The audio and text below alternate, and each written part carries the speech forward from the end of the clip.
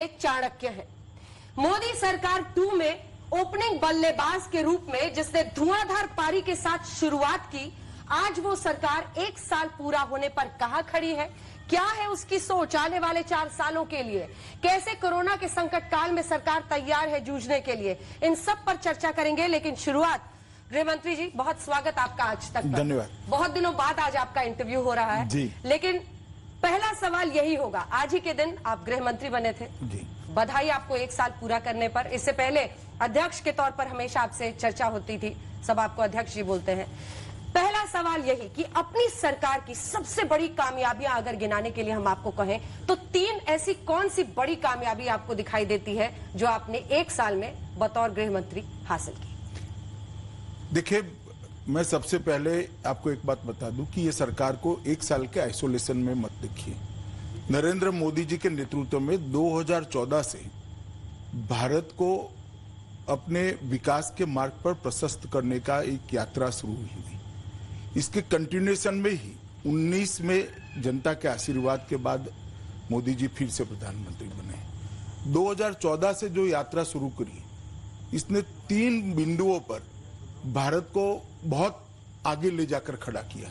सबसे पहले 60 करोड़ गरीब, दलित, आदिवासी पिछड़ों के जीवन के अंदर उनके जीवन स्तर को उठाने के लिए एक प्रयास किए गए। दूसरी बात, इतने बड़े देश के अर्थतंत्र को एक ही धारा में लाने का काम ये 2014 से 19 के बीच में किया गया और $5 ट्रिलियन की इकोनॉमी का एक लक्ष्य रखकर हम आगे बढ़े। और तीसरी बात, भारत की सुरक्षा, भारत का सीमाओं की रक्षा और भारत के गौरव, ये तीनों को सुदृढ़ करते हुए भारत को गौरवशाली बनाने का प्रयास किया गया। मैं थोड़ा डिटेल में इसलिए बताना चाहता हूं कि इसी परिप्रेक्ष्य में आप दूसरे कार्यकाल को देख सकते हैं।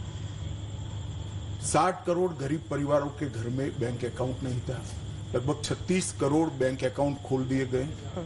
2.5 करोड़ लोगों से ज्यादा लोगों को घर दिया गया।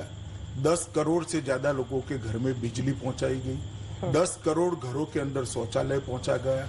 50 करोड़ लोगों को प्रधानमंत्री आयुष्मान भारत योजना के तहत 5 लाख तक का पूरा स्वास्थ्य का खर्चा भारत सरकार की ओर से देने की योजना लेकर आए और आज करोड़ों लोग इसका फायदा उठा चुके हैं। इस प्रकार से गरीब के जीवन के अंदर एक नई आशा का किरण प्रगटाने का, एक आत्मविश्वास को आरोपित करने का और देश के विकास में वो भी कुछ कर सकता है, ये जज्बा पैदा करने का काम नरेंद्र मोदी सरकार ने किया। इसके साथ साथ सर्जिकल स्ट्राइक, एयर स्ट्राइक और जिसको कहते हैं हमारी सीमाओं को सुरक्षित करने के लिए कभी भी भारत ने जिस रास्ते को अख्तियार नहीं किया था, मोदी जी ने इस रास्ते को अख्तियार करते हुए दुनिया भर में भारत की एक साख बनाई कि भारत की सीमाओं के साथ कोई छेड़खानी नहीं कर सकता। जीएसटी लाने का काम किया, बहुत सारे रिफॉर्म्स लाकर हमारे अर्थतंत्र के सभी पैरामीटर्स को एक जगह पे पहुंचाने का काम किया और उसके बाद में एक प्रचंड जनादेश ये सारे कामों के आधार पर फिर से एक बार मिला और 19 में मोदी 2 की शुरुआत हुई। मोदी 2 की शुरुआत ही जल शक्ति मंत्रालय की रचना से हुई। जल शक्ति मंत्रालय जो पहले गरीबों के कल्याण के लिए एक श्रृंखला जो बनी थी, इसके अंदर एक कड़ी के रूप में जुड़ा कि अब भारत के हर नागरिक को 2022 तक हम पाइपलाइन द्वारा शुद्ध पीने का पानी पहुंचाएंगे। मैं मानता हूं कि भारत जैसे बड़े देश के लिए ये बहुत महत्वाकांक्षी प्रोग्राम है और मोदी जी ने शुद्ध पीने के पानी की योजना देने के साथ ही स्वास्थ्य, पानी, बिजली, घर, उनको शौचालय, इस सारी चीजें देकर 60 करोड़ गरीबों के जीवन स्तर को ऊपर उठाने की जो एक प्रक्रिया थी, इसको समाप्त किया है। इसके साथ सीडीएस की भी रचना का वर्षों से लंबित कार्य पूरा कर दिया गया। ढेर सारे रिफॉर्म्स ये एक ही साल के अंदर कर दिए गए और मैं मानता हूं कि ये 1 साल के अंदर, चाहे मछुआरों के कल्याण के लिए अलग मंत्रालय बनाना हो, ब्लू इकोनॉमी का एक नया कंसेप्ट देना हो और अंत में आत्मनिर्भर भारत का नारा देकर भारत की 130 करोड़ की जनशक्ति को भारत के विकास के साथ भारत के अर्थतंत्र को गति देने के लिए लगाना हो, ये सारी चीजें यही एक साल में हुई। इसके साथ साथ ढेर सारे इश्यू थे जो 60 साल से लंबित थे, जैसे धारा 370, 35 से श्री राम जन्मभूमि का मसला हो, ढेर सारे इश्यू 60 साल से पेंडिंग थे। मुस्लिम महिलाओं को ट्रिपल तलाक हटाकर न्याय देने की प्रक्रिया हो, ये सारे इश्यू को भी एक ही साल के अंदर समाप्त कर कर एक छलांग लगाकर हम अखंड भारत की दिशा में, अखंड भारत, एक भारत की दिशा में और सुरक्षित भारत की दिशा में और सामाजिक न्याय की दृष्टि से जो शुरुआत 2014 में की थी, ट्रिपल तलाक लाकर उसको आगे बढ़ाने का काम मोदी जी ने किया। तो मैं मानता हूं कुल मिलाकर पहले 5 साल और मोदी 2 का 1 साल भारत के इतिहास में बहुत परिवर्तनकारी रहा है, भारत को विकास की पटरी पर पहुंचाने वाला रहा है और इसके साथ साथ दुनिया में भारत के गौरव को दुनिया के सामने प्रस्तापित करने वाला रहा है। और ये मोदी जी का ही नेतृत्व का कमाल है कि आज कोई भी मसला हो, चाहे अर्थतंत्र पर चर्चा होती हो, चाहे पर्यावरण पर चर्चा होती हो या चाहे कूटनीतिक मामलों पर चर्चा होती हो, भारत के प्रधानमंत्री क्या बोलते हैं इसकी राह पूरी दुनिया देखता है। मैं आपको एक छोटा सा उदाहरण देना चाहता हूं। आरसेप की चर्चाएं बहुत आगे निकली थी, बहुत आगे निकल गई। सबको लगता था क्या चाह रहा है आरसेप करे मगर भारत के छोटे उद्योग, छोटे व्यापारी, भारत के किसान, भारत के मजदूरों के हित में मोदी जी ने कड़ा फैसला लिया और आरसेप से हम बाहर आए। ऐसे दृढ़ निश्चयी फैसलों के कारण 6 साल में एक बहुत बड़ी यात्रा हमने काटी है और मैं पूर्ण विश्वास के साथ कहना चाहता हूं, कोई भी न्यूट्रल व्यक्ति अगर इसका आकलन करेगा तो 60 साल बनाम 6 साल हमारा पलड़ा भारी होगा। ठीक है, आपने विस्तार से प्रधानमंत्री के काम का जिक्र किया, लेकिन 2-3 ऐसे फैसले थे जिसमें धुआंधार बैटिंग की शुरुआत आपने की और आपकी छाप दिखी उन फैसलों में, चाहे अनुच्छेद 370 35A का हटना हो या CAA का लाना हो। इन पर मैं बाद में चर्चा करूंगी क्योंकि MHA की गाइडलाइंस आज ही आई हैं कोरोना को लेकर, इसीलिए मैं उसके साथ शुरुआत करना चाहती हूं क्योंकि आपकी नजर से सभी लोग समझना चाहेंगे कि कोरोना काल में जब हम लॉकडाउन 4 के बाद अनलॉक 1 में जा रहे हैं तो उसका अर्थ क्या माने देश, क्या है सरकार की सोच, क्या अब आप लोगों पर छोड़ रहे हैं कि वो सावधानी से चलें तो सुरक्षित रहेंगे? देखिए अन्ना जी, आज तक आजाद भारत में जितनी भी महामारी आई या जितनी भी कुदरती आपदाएं आई, इसमें सरकारें लड़ी हैं। इसके खिलाफ सरकारें लड़ी है, अच्छे से लड़ी है। मेरा ये दावा नहीं कि सिर्फ नरेंद्र मोदी सरकार अच्छा काम कर रही है या अच्छे से इसके सामने लड़ी, मगर एक परिवर्तन है। हर बार सरकारें लड़ती थी, इस बार पूरा देश लड़ा है। सबसे पहले जनता कर्फ्यू, उसके बाद दिया जलाकर कोरोना के ग्रसित लोग हैं इनके लिए ईश्वर से प्रार्थना करना, उसके बाद थाली बजाकर कोरोना, घंटी बजाकर कोरोना के जो वॉरियर्स हैं इनके समर्थन में खड़ा होना। तीनों सेनाओं ने कोरोना वॉरियर्स का सम्मान किया, पुलिस के जवानों ने कोरोना वॉरियर्स का सम्मान किया। एक राष्ट्र, एक जन, एक मन, इस सूत्र को चरितार्थ मैंने पहली बार इतने सालों में होते हुए देखा है। किसी भी प्रकार की आपदा हो, पूरा राष्ट्र जब एकजुट होकर इसके खिलाफ लड़ता है तो नतीजे अच्छे ही आते हैं और मोदी जी ने पूरे राष्ट्र को एक साथ जोड़कर कोरोना की लड़ाई लड़ी है। इसका परिणाम देखिए, भारत में प्रति 10 लाख की आबादी 12.6 लोग आज तक कोरोना से संक्रमित हुए हैं। वैश्विक औसत 77.6% है, जिसको विकसित देश कहते हैं। ऐसे देशों में जैसे अमेरिका तो 542 है, जर्मनी 217 है, ब्राजील 195 है। हम इनसे बहुत नीचे रहे। तो ये आंकड़े ही बताते हैं कि हम ये लड़ाई को बहुत अच्छे से लड़े हैं। जहां तक मृत्यु का दर है, भारत में 2.8% है और विश्व का 6.19% है। मृत्यु के दर में भी हम बहुत पीछे हैं और मृत्यु प्रति 1 लाख देखें तो भारत में 0.3 है और बाकी देशों में वैश्विक औसत 4.7 है। अमेरिका की 31.6 है, जर्मनी की 10.6 है और ब्राजील की 12.1 है। अब ये आंकड़े बताते हैं कि लड़ाई हम अच्छे से लड़े हैं। और मैं फिर से एक बार रिपीट करना चाहूंगा कि भारत की जनता अगर मोदी जी को अपील को साथ न देती, भारत की जनता मोदी जी की लड़ाई के साथ खड़ी न होती, तो ये लड़ाई इतने अच्छे से हम नहीं लड़ सकते। सारी राज्य सरकारें, सारे अलग अलग दलों के करोड़ों कार्यकर्ता, भारतीय जनता पार्टी के करोड़ों कार्यकर्ता और कुल मिलाकर 130 करोड़ लोगों ने ये लड़ाई को आगे ले जाना तय किया। इसी का परिणाम है कि आज हम इतनी अच्छी स्थिति में खड़े हैं। कोरोना का संकट है, नुकसान भी हुआ है, तकलीफें भी बहुत लोगों को हुई है, जान भी बहुत लोगों को गई है, मगर इसको विश्व के सापेक्ष में अगर देखते हैं तो हमें लगता है कि ये लड़ाई मोदी जी के नेतृत्व में बहुत अच्छे से लड़े हैं। आपने लेकिन कहा कि सभी पार्टियों का भी सहयोग मिला और सभी पार्टियों के कार्यकर्ता, सभी राज्य सरकार मिलकर। मैं आपको एक अंदर की बात तो ये है, मैं एक बात, कुछ वक्रद्रष्टा लोगों को साइड पे रख दीजिए। कौन कौन? मैं नाम नहीं दूंगा, उचित भी नहीं होगा नाम देना, क्योंकि लड़ाई सबको साथ में रखकर लड़नी है। परंतु ये देश का फेडरल स्ट्रक्चर, अलग अलग राज्यों की सरकारें अलग अलग दलों की बनी हुई, ऐसा तो नहीं है कि पूरे देश में भारतीय जनता पार्टी की सरकार है। अलग अलग राज्य सरकारें बनी है, अलग अलग दलों की सरकारें हैं, और सब राज्य सरकारों ने इस लड़ाई को अच्छे से लड़ा है। ये बात सही है कि क्योंकि मोदी जी देश के प्रधानमंत्री है और मोदी जी ने इस लड़ाई को बहुत आयोजनबद्ध तरीके से और बहुत संवेदनशीलता के साथ लड़ा है, इसलिए 130 करोड़ लोग आज इनके। मुझे लग रहा है कि मेरे क्वेश्चंस को आप प्रीएम्प्ट कर ले रहे हैं, क्योंकि आप कह रहे हो ऑर्गेनाइज तरीके से, और विपक्ष का सबसे बड़ा आरोप अमित शाह जी यही है कि अनऑर्गेनाइज था, अनप्लान्ड था, पीएम ने अचानक लॉकडाउन का ऐलान कर दिया। राहुल गांधी कहते हैं कि पॉज बटन है, फिर अब उन्होंने कहा है लॉकडाउन फेल हो गया है। तो विपक्ष का ये नजरिया है लॉकडाउन को लेकर।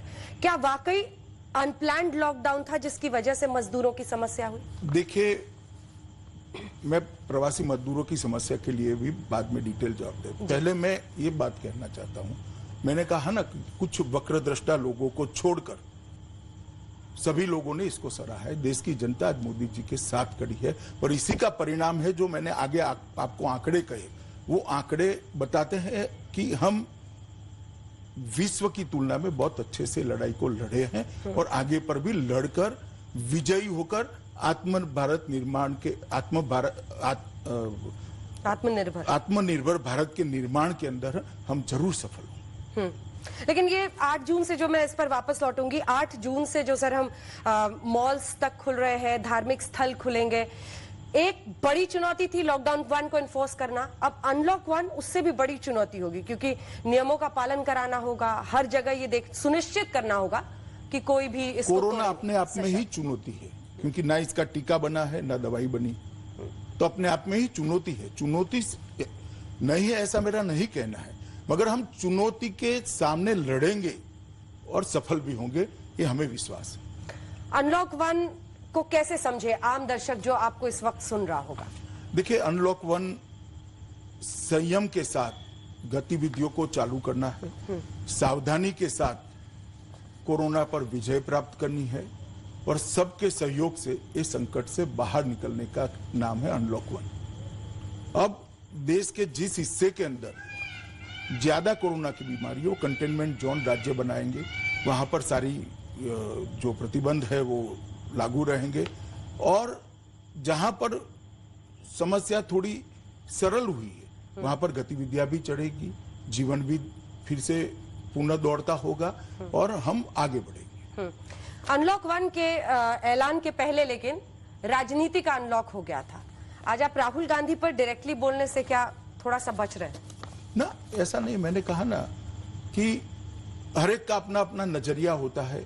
मेरा नजरिया ये है, मेरी पार्टी का नजरिया है, प्रधानमंत्री जी का नजरिया ये है कि देश एकजुट होकर ये लड़ाई लड़ा है, और अगर कुछ वक्रद्रष्टा लोग देश की एकजुटता के अंदर गलत बयान कर कहीं पर भी दरार खड़ी करना चाहते हो, मैं नहीं मानता कि देश की जनता इनके साथ है। राज्य सरकारों के साथ चूंकि आप समन्वय कर रहे थे, या तमाम चीफ मिनिस्टर्स, इससे पहले पीएम खुद बात करते थे, आप उस मीटिंग में रहते थे, बट इस बार लॉकडाउन 4 के अंत की तरफ आपने खुद तमाम मुख्यमंत्रियों से बातचीत की और फिर पीएम को ब्रीफ किया। राज्यों की क्या इच्छा थी, वो क्या उनके साथ समन्वय में कहीं दिक्कत आई? देखिए, प्रधानमंत्री जी ने 5 बार सभी राज्यों के मुख्यमंत्रियों के साथ वीडियो कॉन्फ्रेंस के माध्यम से मीटिंग करी है। हर बार मेरी भी बात होती थी, कई मुख्यमंत्री प्रधानमंत्री जी को भी संपर्क करते थे, कई बार प्रधानमंत्री जी भी मुख्यमंत्रियों से बात करते थे और ये तालमेल के कारण ही आज हम यहाँ पर पहुंचे हैं। परसों भी मेरी सबसे बात हुई है। ये जो आज जो हमारी गाइडलाइन आई है, ये गाइडलाइन सबसे चर्चा करने के बाद है और बाय एंड लार्ज सबकी इसमें सहमति है। पश्चिम बंगाल सरकार, ममता बनर्जी, जिन्होंने कहा है कि हमें सहायता नहीं मिल रही है। अब श्रमिक स्पेशल पर भी मैं उस पर चाहती हूं कि मजदूरों पर अलग से हम लोग चर्चा करें, लेकिन उन्होंने लगातार ये कहा कि जितनी मदद मिलनी चाहिए, राज्यों को पैसा मिलना चाहिए, चाहे वो पंजाब सरकार हो, वहां से शिकायत आई, महाराष्ट्र सरकार हो, ये जो मतभेद हुए, इन पर आपका क्या जवाब होगा? देखिए, मैं नहीं मानता ये कोई बहुत बड़ा मतभेद है। 1,70,000 करोड़ का गरीब कल्याण पैकेज और उसके अलावे भी 12,000 करोड़ रुपया एनडीआरएफ फंड के भेजे गए, वित्त मंत्रालय के द्वारा भी और 22,000 करोड़ भेजे गए, ढेर सारी सहायता भेजी है। मगर केंद्र सरकार की भी एक मर्यादा है। जैसे मैं आपको बताता हूँ, कुल 41 करोड़ लोगों, 41 करोड़ लोगों को 53,000 करोड़ रुपया सीधा उनके बैंक अकाउंट के अंदर डाल दिया गया है। अब ये सभी राज्यों में गया है, कोई एक राज्य में, सिर्फ बीजेपी शासित राज्यों में नहीं गया है। बंगाल में भी गया है, पंजाब में भी गया है, महाराष्ट्र में भी गया है, केरल में भी गया है, तमिलनाडु में भी गया है, गुजरात, मध्य प्रदेश, राजस्थान और यूपी में भी गया है। लगभग जनधन योजना के जिनके अकाउंट है, ऐसे 20 करोड़ महिलाओं को 20,000 करोड़ रुपया इनके बैंक अकाउंट में ऑलरेडी डाल चुके हैं। जहां तक दिव्यांगजनों का सवाल है, 3 करोड़ वृद्ध और दिव्यांगजनों के अकाउंट में 2800 करोड़ से ज्यादा अमाउंट हमने डाल दी है। मैं मानता हूं ये सभी राज्यों के अंदर जो नीडी लोग हैं, जिनको जरूरत है, उन लोगों तक पहुंचा है। पीएम किसान योजना के तहत लगभग 8.25 करोड़ किसानों के बैंक अकाउंट में 16,394 करोड़ रुपया डाल दिया हमने। ये भी सब देश के सभी किसानों के वहां पहुंचा है। लगभग जो कंस्ट्रक्शन के काम में श्रमिक जुड़े हुए हैं, ऐसे 2.25 करोड़ श्रमिकों के अकाउंट में 4,000 करोड़ रुपया डाल दिया गया है। और लगभग अनाज की हम बात करें, जो भारत सरकार के द्वारा वितरित किया है, लगभग 36 प्रदेशों में लगभग 83.87 लाख मैट्रिक टन अनाज ये 3 महीनों में बांटा गया है। मैं मानता हूं ये सब राज्यों को ही दिया गया है। राज्यों को उनके खर्चे के लिए भी, शुरुआती खर्चे के लिए भी एसडीआरएफ, एनडीआरएफ के तहत 11,000 करोड़ रुपया दिया गया।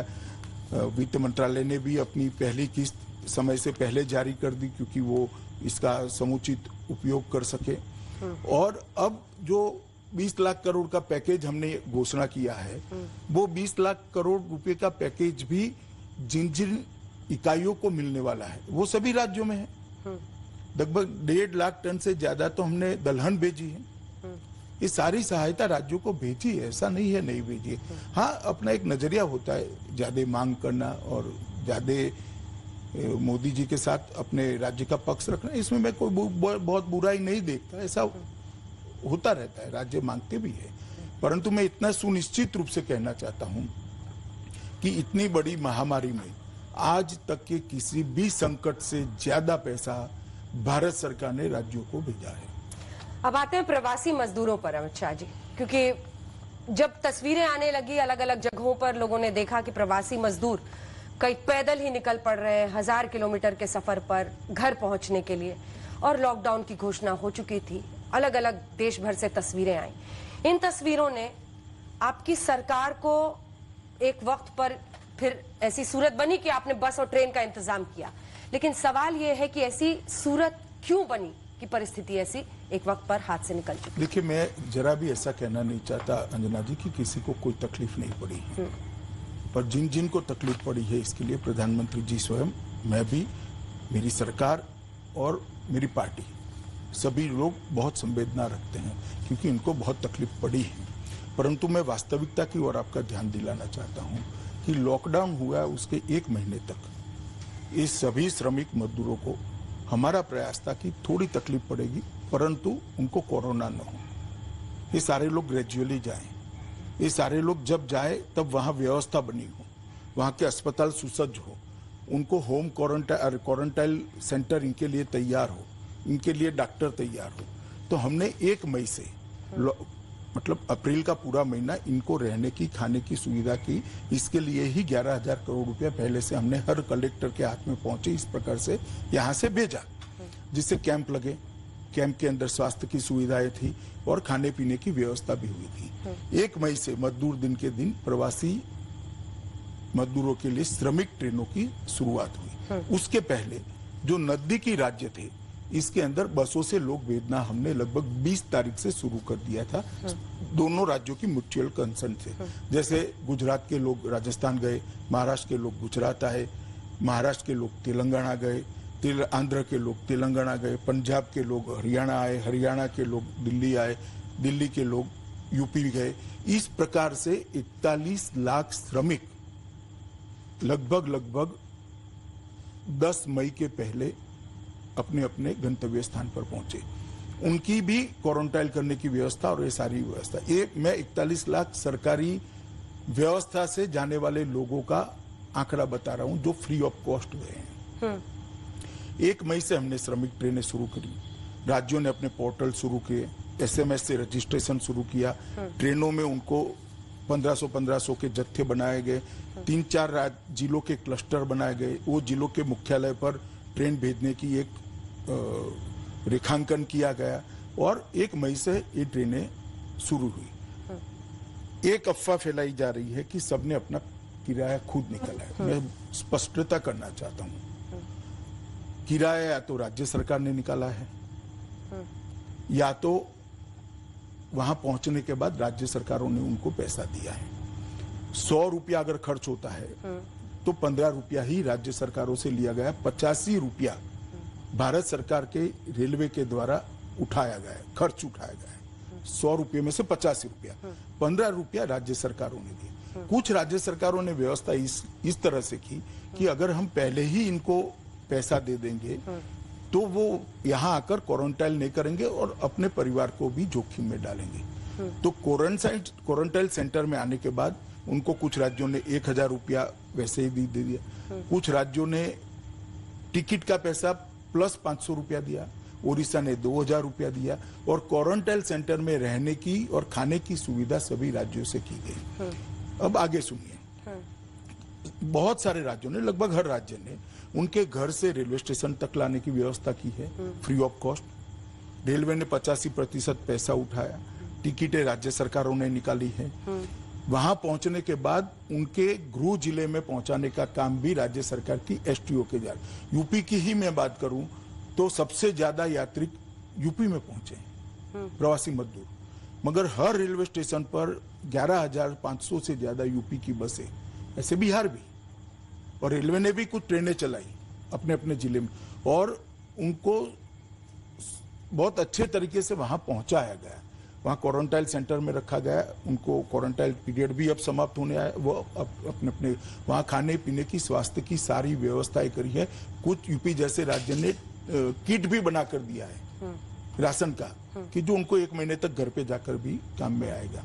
और फिर भी जो लोग धैर्य खो बैठे वो रोड पर निकले हैं, दृश्य भी बने हैं और उनको तकलीफ भी हुई है। उसके लिए भी भारत सरकार ने तुरंत ही वीडियो कॉन्फ्रेंस कर व्यवस्था की कि हाईवे पर ST बसें दौड़ाई जाए और इन सबको 4 जिलों के बीच में एक रेलवे स्टेशन इंगित कर वहां रखने की व्यवस्था की जाए और रेलवे ने वहीं से फिर से ट्रेन चलाई। बहुत डिटेल व्यवस्था करी है, मगर जिस प्रकार की स्थिति थी इसमें कुछ दिन आपाधापी जरूर हुई। इसमें मैं कोई आपको ना बोलना भी नहीं चाहता और इससे सच्चाई से भागने का कोई मतलब भी नहीं है। वो ना बोलना भी नहीं चाहता और इससे सच्चाई से भागने का कोई मतलब भी नहीं है। उन सबको जो तकलीफ हुई इसका दर्द हमें भी है, मगर इसका मतलब ये नहीं है कि पूरी व्यवस्था टूट पड़ी है। 54 लाख श्रमिक 3985 ट्रेन से अपने अपने घर पहुंचे हैं। 41 लाख श्रमिक बसों से अपने अपने घर पहुंचे। कुल मिलाकर 1 करोड़ श्रमिक आज तक घर पे पहुंच चुके हैं। लगभग 1.5 करोड़ लोगों को रेलवे ने खाना खिलाया है, लगभग 2.25 करोड़ पानी के बोतल बांटे गए हैं, राज्यों ने इस सब के लिए क्वारंटाइन सेंटर बनाए हैं। एक बहुत बड़ी व्यवस्था बनाए रखने के लिए बहुत बड़ा प्रयास हुआ है। हमने ये बात सम्मानीय सुप्रीम कोर्ट के सामने भी रखी है अच्छे तरीके से। आप वो हलफनामा देखोगी तो इसमें बहुत सारी चीजें मिल आएगी, परंतु मेरा इतना ही कहना है कि ये संकट के समय में व्यवस्था बनाने में अगर कहीं पर भी कोई धैर्य खो बैठता है और पैदल निकल पड़ा, उसका दर्द हमें भी है। वो न निकलते तो अच्छा था, ऐसा नहीं थी, व्यवस्था नहीं थी, हो सकता है 3-4 दिन बाद वो आ जाते। आज स्थिति ऐसी है कि धीरे धीरे अब ट्रेनें कम होने लगी है, क्योंकि ज्यादातर लोग अपने अपने गंतव्य स्थान पर पहुंच चुके हैं। इस पर 3 काउंटर क्वेश्चन है सर मेरा, जो आपने ये बात कहा है। जरूर। सबसे पहले जब रेल किराए की आपने बात की, तो चाहे वो मध्य प्रदेश सरकार हो, चाहे वो महाराष्ट्र सरकार हो, किसी भी पार्टी के शासित राज्य हो, इसीलिए मैंने 2-3 राज्यों का जिक्र किया। मजदूर जब अपने घर पर पहुंचे, हमारे सहयोगी गए, माइक लगाया, पूछा कैसे आए, बस से आए या ट्रेन से आए, कितना किराया लगा, टिकट दिखाया, बोला हमने 550, 650 किराया दिया। तमाम राज्य किराया ले रहे थे। अब इन मजदूरों की स्थिति ऐसी थी, उनको तो पता नहीं था कि वहां जाएंगे तो हमें 1000 रुपया मिलेगा, मुश्किल से गए।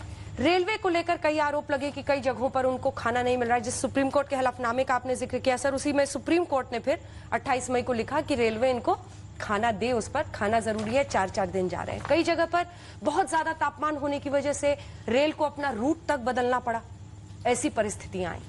क्या ये सब कुछ नियंत्रित किया जा सकता था ताकि इस तरह की त्रासदी जो कई लोगों को झेलनी पड़ी, कई मजदूरों को? पहले आप समझ लीजिए कि एक ही रूट पर हर रोज जिस रूट, मानो महाराष्ट्र से प्रयागराज, मुंबई से प्रयागराज, उस रूट पर 13 ट्रेनें चलती थी, इसकी जगह 70 ट्रेनें चल रही हैं। रेलवे की मर्यादा समझने का भी हमने प्रयास किया है और इसको रिजॉल्व करते हैं, तभी तो मर्यादा समझ में आती है। हर रूट का अपना एक ड्राइवर होता है, जिसको कर्व मालूम है, ब्रिजेस मालूम है, सिग्नलिंग मालूम है, दूसरा ड्राइवर भेज नहीं सकते। और एक रूट पर ज्यादा ट्रेन होने के कारण ट्रेनों का चक्का जाम भी लगा है।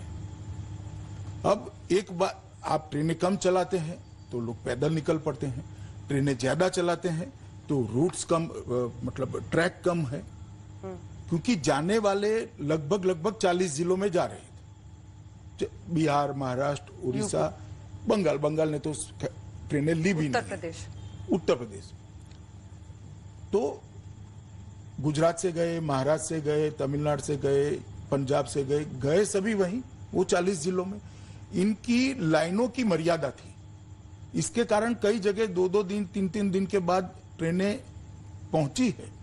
परंतु ये ठीक नहीं है कि इनको खाना नहीं दिया, उनको खाना भी दिया गया है और वहां पहुंचने के बाद उनका किराया भी दिया गया है, वो क्वारंटाइन सेंटर में रहने के बाद।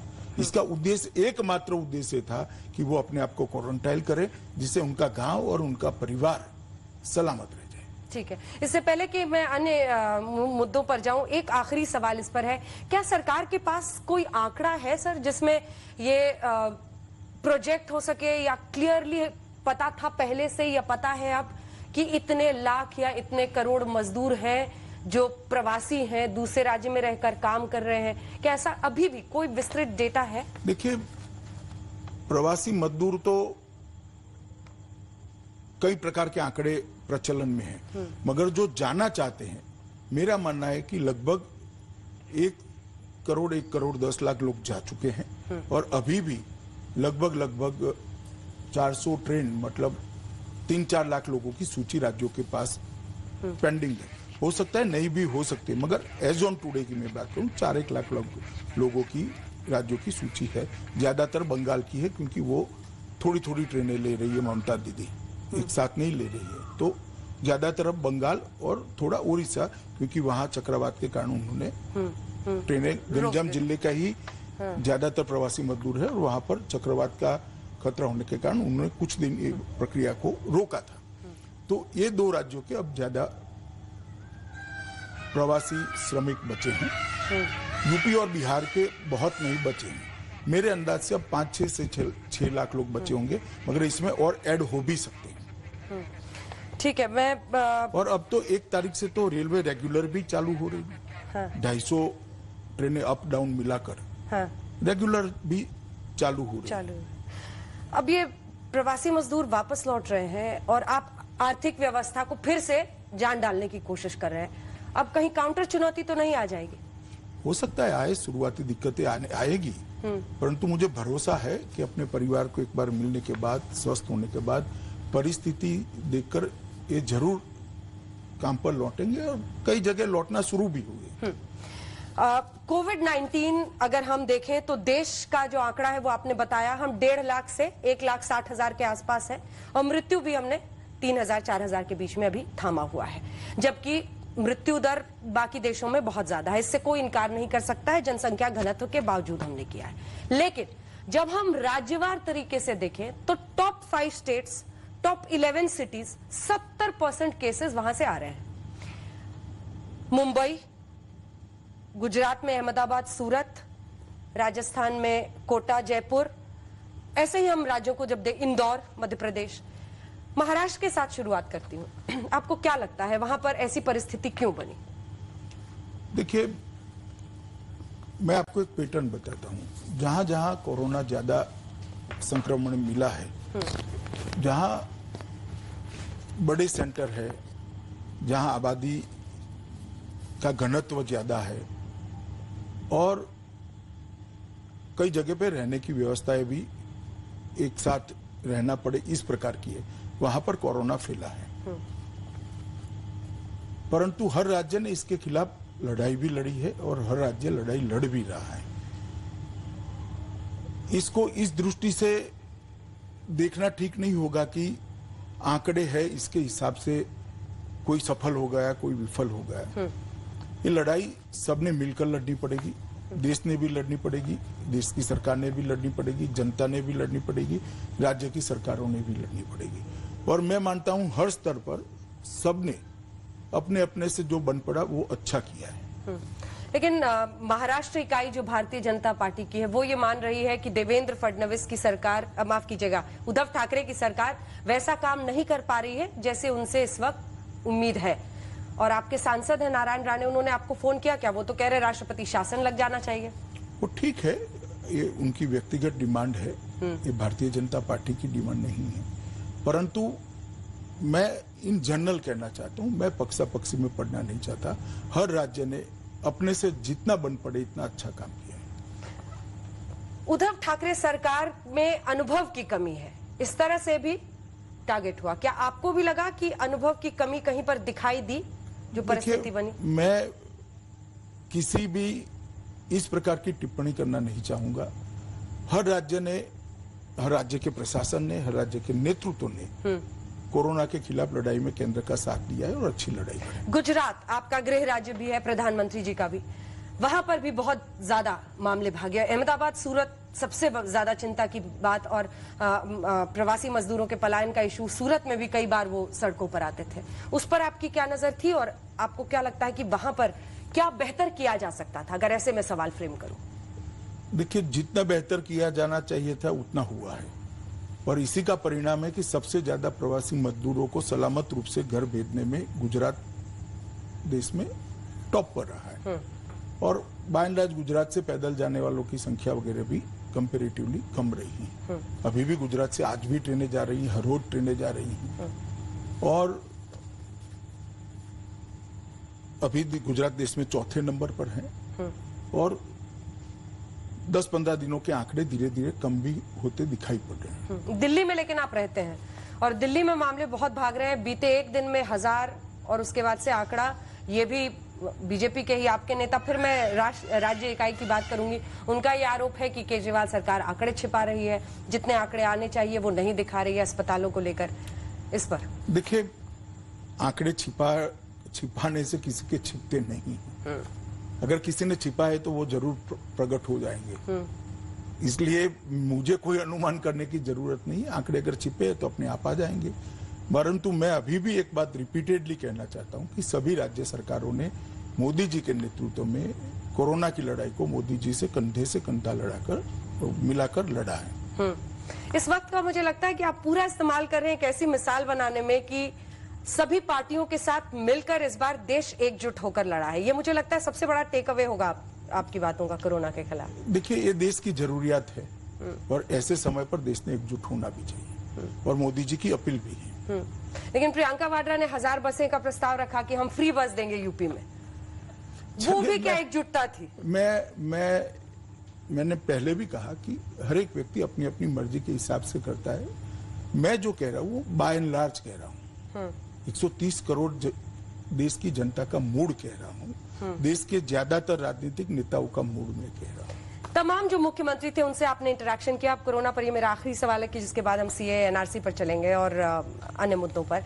ये आपको क्या लगता है, कौन से मुख्यमंत्री को आपने सबसे ज्यादा प्रोएक्टिव होकर, सुझाव में ही सही, किसकी अंडरस्टैंडिंग या किसके जरिए आपको लगा कि बहुत ज्यादा जनसंख्या की चुनौती के बीच इस मुख्यमंत्री की परफॉर्मेंस में कहूंगा अच्छी थी? देखिए, किसी एक का नाम इंगित करना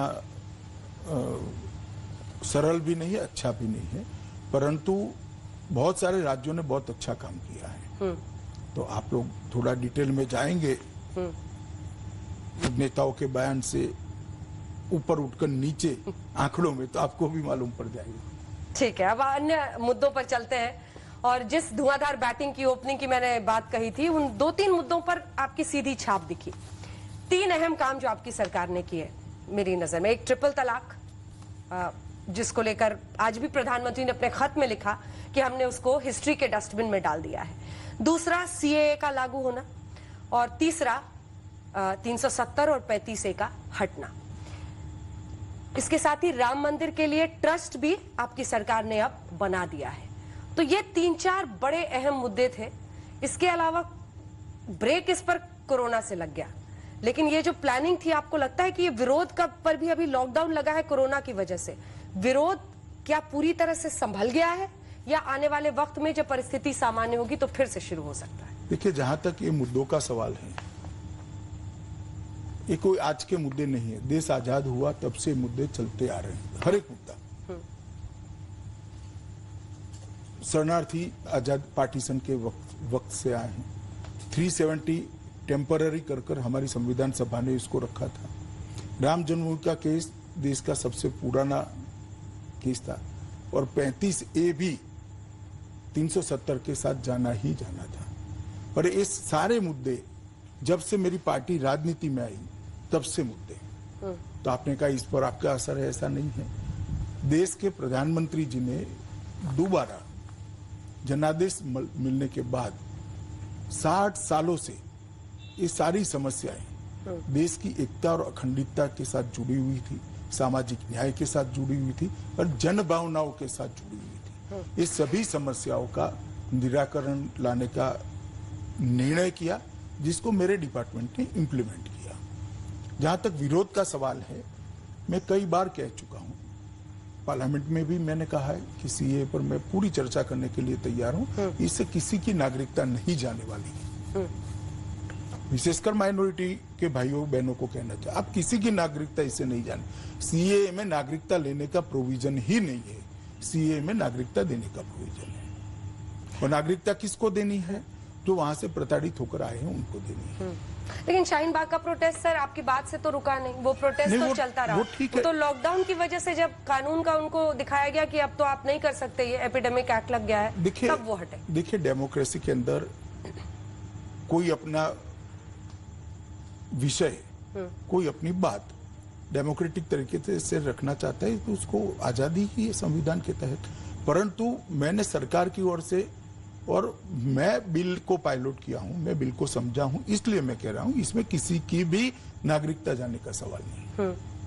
मतलब देश में अलग अलग जगहों पर माइनॉरिटीज को डराया जा रहा था क्या, जिसकी वजह से इतने लोग इकट्ठा हुए? अब उनके मन में कुछ तो एक भय है। या तो डराया जा रहा था या तो समझ नीचे तक पहुंची नहीं है। हाँ। जो भी गैप है हम इसको फिलअप भी करेंगे। उनका ये कहना है कि एनआरसी, जब असम में आप सीएए प्लस एनआरसी देखते हैं, अगर वैसी परिस्थिति देश में आई तो कौन कौन अपना कौन कौन सा पेपर दिखा पाएगा, नहीं मिलेगा, ये भय है उनमें। जी, मैंने इसकी भी स्पष्टता करी थी, मीडिया के सामने भी करी थी कि भाई अभी एनआरसी आया नहीं है, आएगा तो लाने का कोई बात भी नहीं है, आएगा तब सबसे चर्चा होगा। अभी सीए के अंदर से सीए के कारण से सबकी नागरिकता जाएगी, ये जो भय फैलाया गया है वो निराधार है।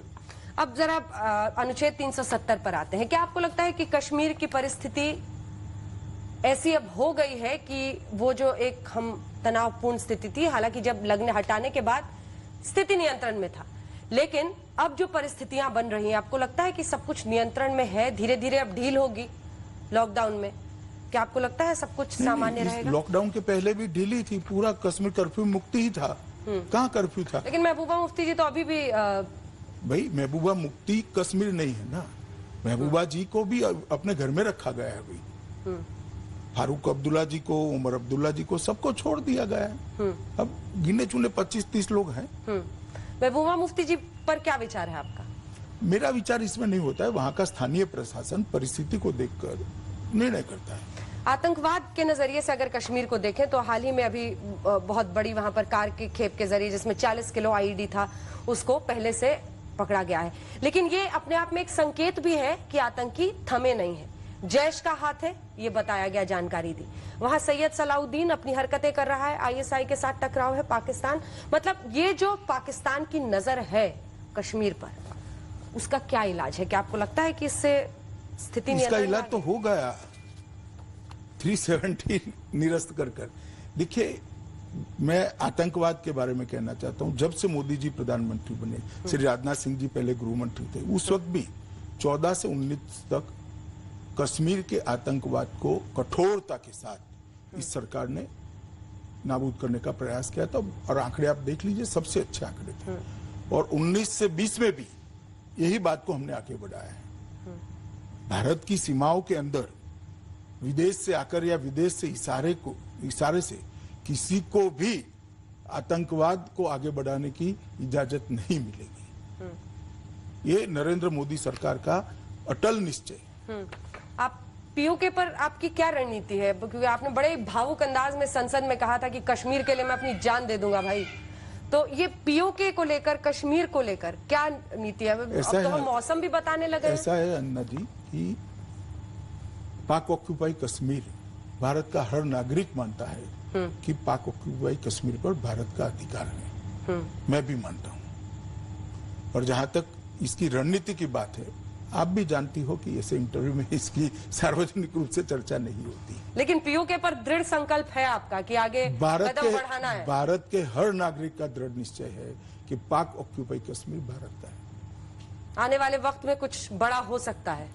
मैंने कहा ना कि ऐसी चीजें। इमरान खान खौफ में घूम रहे हैं वहां पर, हर दिन वो ट्विटर पर आपका अधिकार है टाइटल ढूंढना, मगर मेरी जिम्मेदारी है कि इस तरह की बातें इस तरह के इंटरव्यू में नहीं। पाकिस्तान की तरफ से इमरान खान लगातार प्रधानमंत्री पर, आरएसएस पर विभाजनकारी नीति अपनाने का, मुस्लिमों के साथ भेदभाव करने का आरोप लगा रहे हैं। उस पर आपका क्या जवाब होगा? क्योंकि वो एक पूरा एजेंडा मशीन, एक प्रोपेगेंडा मशीन इस वक्त इंडिया के खिलाफ इस्तेमाल। देखिए, पूरी दुनिया को मालूम है पाकिस्तान के अंदर माइनॉरिटी की क्या स्थिति है, वहां कितने लोग थे माइनॉरिटी के, आज कितने हैं, भारत में कितने थे, आज कितने, और भारत में माइनॉरिटी की स्थिति क्या है, पूरी दुनिया को मालूम है। उनके बोलने से क्या होता है? और ये कोई बंधा बंधाया देश नहीं है, खुला देश है, डेमोक्रेटिक कंट्री है। यहाँ पार्लियामेंट के 2 सदन है, जहाँ माइनॉरिटी के भी नुमाइंदे होते हैं, वो अपनी बात रखते हैं, मुखर कर रखते हैं, चर्चा होती है, मीडिया देखती है। पाकिस्तान के बाद अब दूसरी सीमा की तरफ चलते हैं। चीन को लेकर अभी देश में बड़ी चिंता है, जिस तरह की परिस्थिति इस लद्दाख में बनी हुई है। इस पर क्या जानकारी देंगे आप, जिसके बाद मैं अगला प्रश्न करूं? देखिए, जहां तक चीन का सवाल है, मैं इतना ही कहता हूं कि डिप्लोमेटिक स्तर पर और सेना के माध्यम से बातचीत चालू है। परंतु एक बात निश्चित है कि नरेंद्र मोदी सरकार भारत की सीमाओं की सुरक्षा के लिए और भारत के सार्वभौमत्व के लिए कटिबद्ध है। इसकी कुछ भी हानि हम नहीं होने देंगे। बात लेकिन दूर तक गई जब डोनाल्ड ट्रंप, अमेरिकी राष्ट्रपति, ने ट्वीट कर दिया कि प्रधानमंत्री ने कहा है कि वो ठीक मूड में नहीं है इसको लेकर। आपको लगता है कि?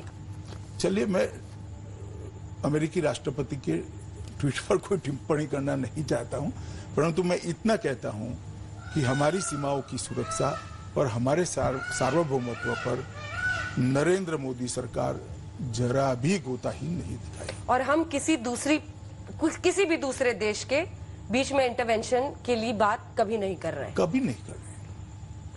तो चलिए, इसी से मुझे लगता है कि ट्रंप जी से क्या बात हुई है नहीं हुई इस पर समझ में आ गया। लेकिन चीन के साथ क्या परिस्थिति बनी है सर? क्या बॉर्डर के दोनों तरफ जो आर्मीज है उनके लेकर अंजना जी क्यों खामखा प्रयास करती, इससे ज्यादा मैं नहीं बताऊंगा। मैंने जो बता दिया देश की जनता को जानने के लिए पर्याप्त है।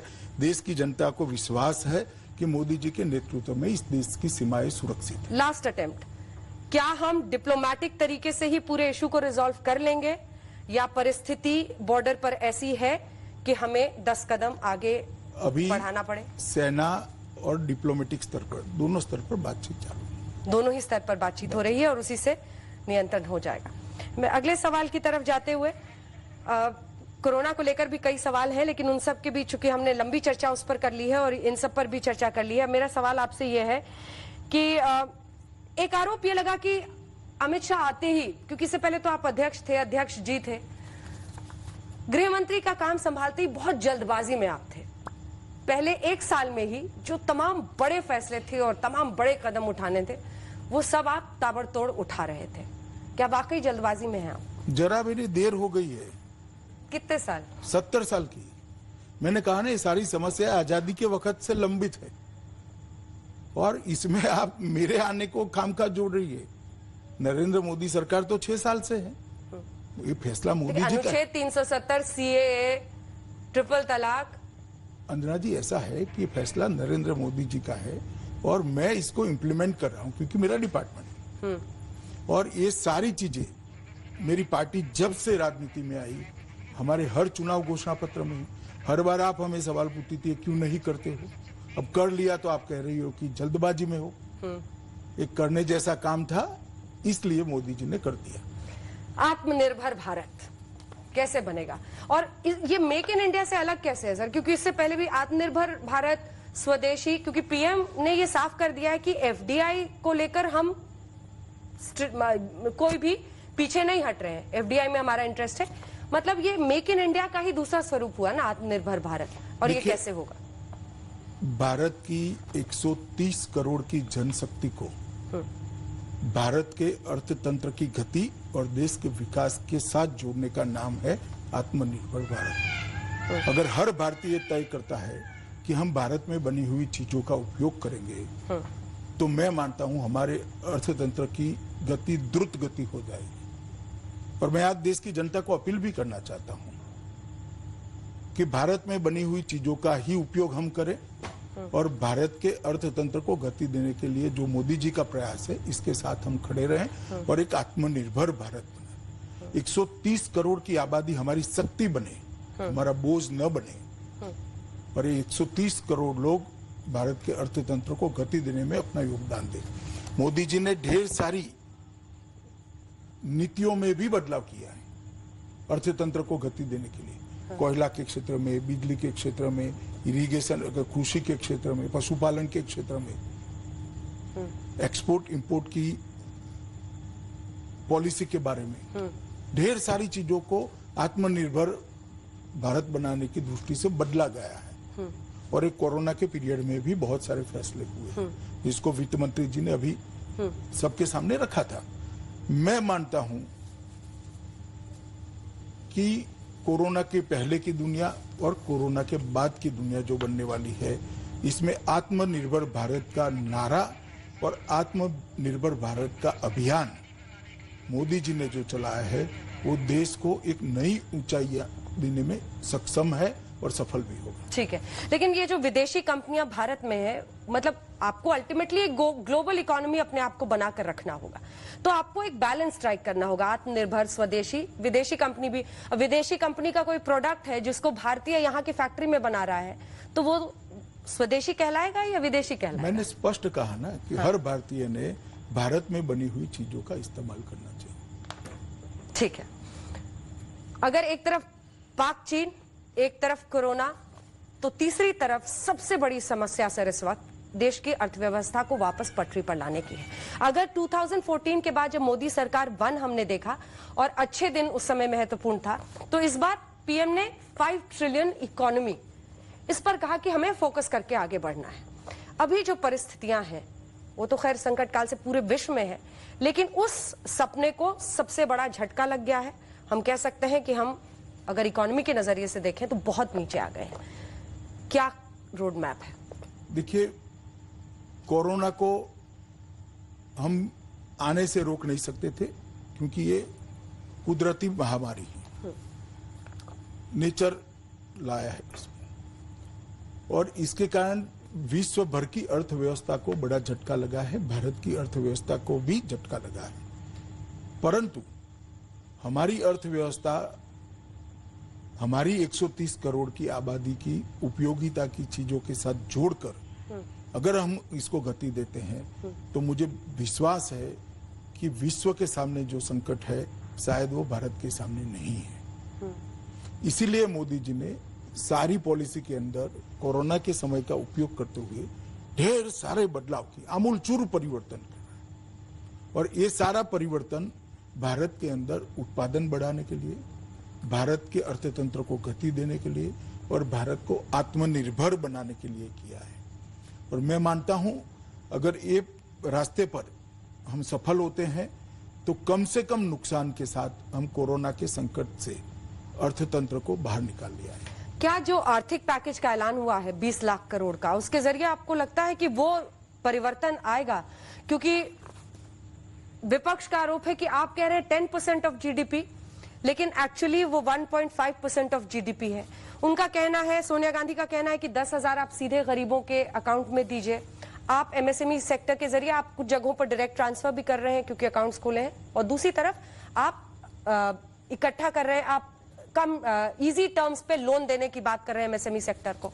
तो क्या आपको लगता है कि विपक्ष का कहना एक तरफ कि आप डायरेक्टली दीजिए, अभी तो ऐसी हालत कीजिए कि दाल रोटी मजदूर को मिल जाए, उसकी व्यवस्था, और आप एक ऐसा अप्रोच अपना रहे हैं जिसका शायद असर हम कुछ दिन बाद देखें? देखिए, जहां तक दाल रोटी का सवाल है, हर गरीब के लिए हमने राशन कार्ड पर 3 महीने तक एक्स्ट्रा अनाज दिया है, और वैसे भी सरकार 2 रुपया किलो गेहूं और 3 रुपया किलो चावल दे रही है, जहां तक दाल रोटी का सवाल है। और ये लगभग 80 करोड़ लोगों को मिल रहा है। पहली बात दाल रोटी की। दूसरी बात, डायरेक्ट दे दीजिए। मैं इतना ही पूछना चाहता हूं कि बहुत सारे आपदाएं कांग्रेस के समय में आई है, जरा कांग्रेस अध्यक्ष का इसका अकाउंट लेकर आए, कितना खाते में डाला है आपने? हमने तो 53,000 करोड़ डाल चुके हैं, हर घर में अनाज पहुंचाया है, हर छोटे उद्योग वालों को लोन लेना है तो भारत सरकार के प्रधानमंत्री नरेंद्र मोदी गारंटर बने हैं, तो बैंक को लोन देने में अब कोई आपत्ति नहीं है क्योंकि भारत सरकार ने इसकी गारंटी ली है। इसकी वर्किंग कैपिटल को बढ़ाने के लिए हमने प्रयास किया है।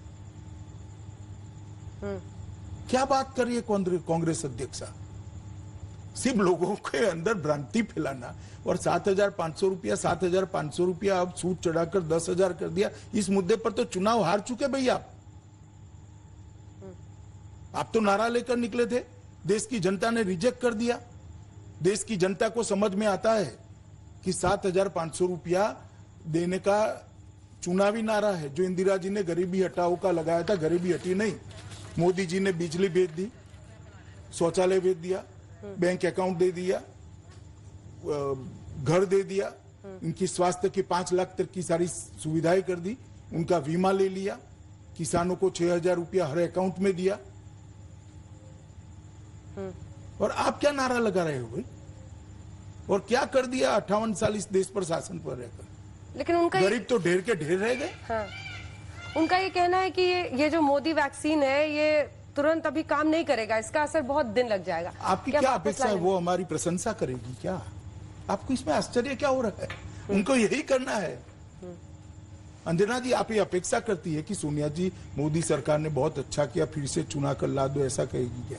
नहीं, ये तो वो पहले से कह रहे हैं कि हम भजन कीर्तन थोड़ी करेंगे सरकार के लिए। तो अधीर रंजन चौधरी जी आज मेरे साथ, आप भी तो समझ रही है ना कि वो क्यों कह रही है। अधीर रंजन चौधरी जी कह रहे थे कि हम कीर्तन थोड़ी गाएंगे, हम तो कोर्ट खोजेंगे। लेकिन इन सब के बीच आने वाले दिनों में क्या कुछ और भी रोड मैप है आपके पास कि कैसे अर्थव्यवस्था के लिए, क्योंकि अगर 5 ट्रिलियन इकोनॉमी की तरफ हमें इन अगले 4 सालों में बढ़ना है। ये शुरुआत है। अभी जो मोदी जी ने सिर्फ 20 लाख करोड़ का पैकेज नहीं है, इसके साथ में ढेर सारे रिफॉर्म्स भी है। इसको बारीकी से मीडिया ने देखना चाहिए और रिफॉर्म्स के इम्पैक्ट का कैलकुलेशन भी करना चाहिए। और मैं कहता हूं ये शुरुआत है। गृह मंत्री के तौर पर हम आपकी भूमिका देख रहे हैं, और इससे पहले अध्यक्ष जी, मुझे आगे बढ़ने से पहले ये बताइए कि आपके लिए ज्यादा सरल कौन सा था, सहज क्या था, ज्यादा इंटरेस्टिंग क्या था? क्योंकि आप खुद ही कहते थे कि चुनाव के बिना मन नहीं लगता है, मुझे पॉलिटिक्स को और पीपल माइंडसेट, क्या वो चाहते हैं, इन सबको पढ़ने में बहुत इंटरेस्ट है। तो अध्यक्ष जी वाला रोल बेटर था या गृह मंत्री जी वाला? देखिए, मेरा रोल एक तो मैं तय नहीं कर सकता, मेरी पार्टी तय करेगी, ये निश्चित है मेरे जैसे कार्यकर्ता के लिए। तो ना मैं अपने आप अध्यक्ष बना हूं, ना मैं अपने आप गृह मंत्री बन सकता हूं। जब पार्टी और प्रधानमंत्री जी तय नहीं करते, मैं गृह मंत्री नहीं बन सकता।